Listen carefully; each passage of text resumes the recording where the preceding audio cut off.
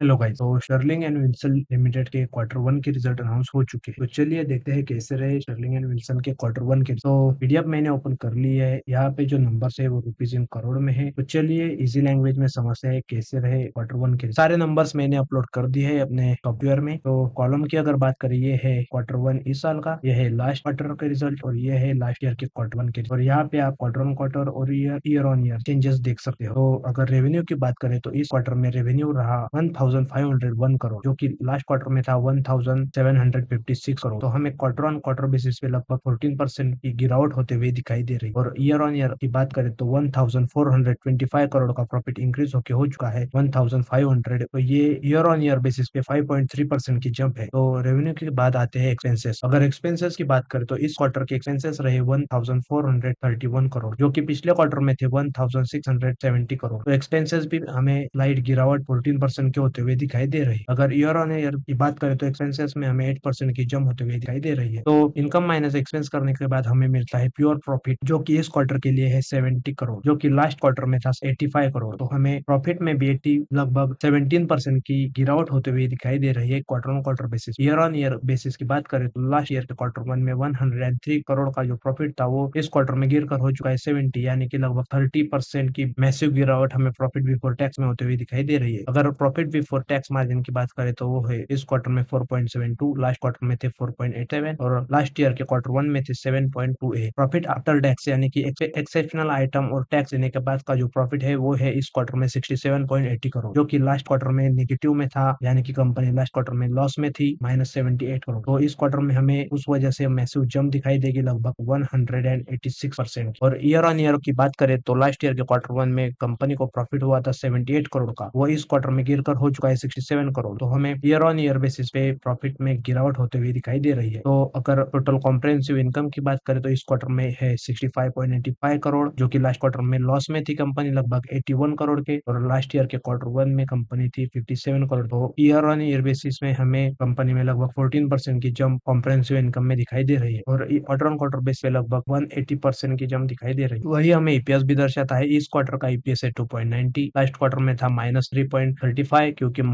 Company घाटे में चल रही थी लास्ट क्वार्टर में, और लास्ट ईयर के क्वार्टर वन में था ईपीएस 3.36 का, जो कि रिड्यूस होकर इस क्वार्टर में हो चुका है 2.9। तो ये थे एसडब्ल्यू सोलार के क्वार्टर वन के रिजल्ट। अगर वीडियो अच्छा लगे तो